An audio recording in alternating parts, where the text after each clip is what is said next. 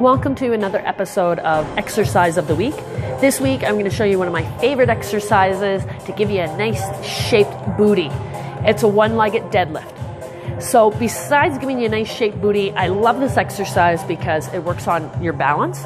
It also strengthens tendons and ligaments around your ankle and your knee, and it helps build core stability. So the inner unit, the smaller core muscles that help create spinal segmental stability. So if you've been watching any of the other exercises of the week, this is the sixth one. So I was showing you 6 exercises that then you could put together and you'd have a nice full body workout. So this is the last one.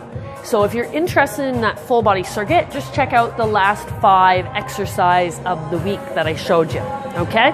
So as usual, I'll show you the move and I'll talk you through it as I'm doing it. And then afterwards, I'll come back to touch on a few key points that I want you to keep in mind as you're doing it. So start off with just body weight and set up on one foot with your other leg behind you. And you're going to tip over from the waist, sticking your bum back as you reach down for the ground. Now you notice in the bottom position there that my arm is vertical to the ground and the bum is below the shoulder height but above the knee height. If you're doing a good job at maintaining neutral spine and you're feeling the move really good in the glutes, then you can add some dumbbells or kettlebells in your hands as well. You can hold a barbell. I find it helps if you think about planting your big toe as well as staring at something not moving in front of you. Now, if it's too hard to do it on one leg, then you can just stick with the traditional 2-legged deadlift.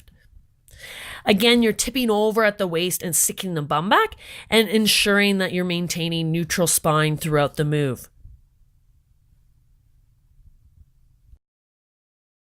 So that was the one-legged deadlift. So after I showed you it, you saw that I showed you the 2-legged variation.